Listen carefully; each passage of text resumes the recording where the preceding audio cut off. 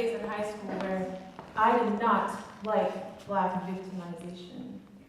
I didn't like it because I thought that we as a people were past that stuff, you know, post-racial.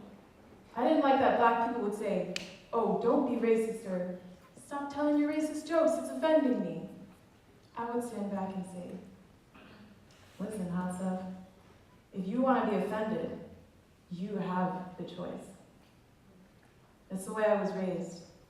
My parents would tell me, if you want to be bothered, go ahead, be bothered. And my parents didn't talk much about race at home either. Except, get this, my dad loved African American movies, like Spike Lee and all that stuff. So I watched all of those. And that was my sole knowledge of Black people throughout my childhood, through movies. So it was basically all stereotypes, but they were fun stereotypes. I loved it. And they would make jokes about how I wasn't Black enough. Or would say things like, oh, you're just an Oreo. But I wasn't.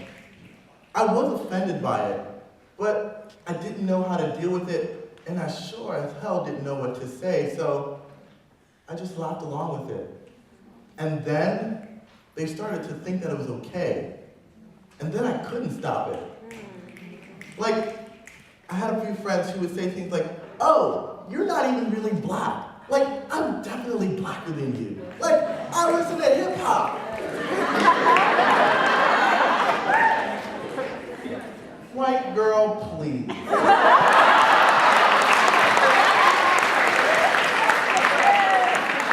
Like, for my 16th birthday, my friends threw me this big surprise party, and one of the things that they had everyone do was sign this big poster card thing. My mom put it above my bed. It was really cute. But I remember one of my friends, well, I don't really talk with friends from high school, but he had written on it, happy birthday, Eric. P.S. I'm definitely Blacker than you. I deserve your Blackness, not you. And I read it now and I'm like, how was I not offended by this? How did I not take issue with this? And why the hell is it still hanging above my bed? Right. So then I got to college, right? And it's funny because my first reaction wasn't to be like, oh my gosh, Black people, finally. I was kind of afraid. I'm not gonna lie, I was really afraid of the Black community. I was intimidated by it, and to be honest, I wasn't really looking for it. I wasn't looking for it because, well, I didn't know anything about being Black.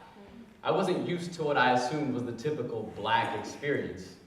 I wasn't from the South. I wasn't the descendant of slaves.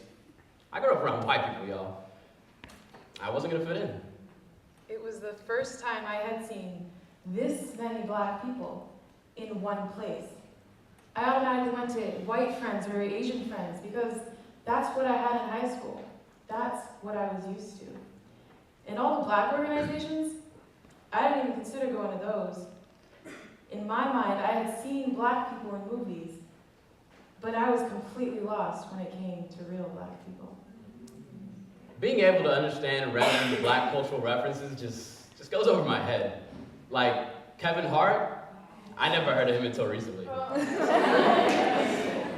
All of these things where people are like, oh, clearly in the Sister Act 2, and I'm like, I never saw that movie. You know, there's R&B, gospel, spoken word, and, you know, of course, being from the South, for some reason in my mind, all of these things up your Blackness.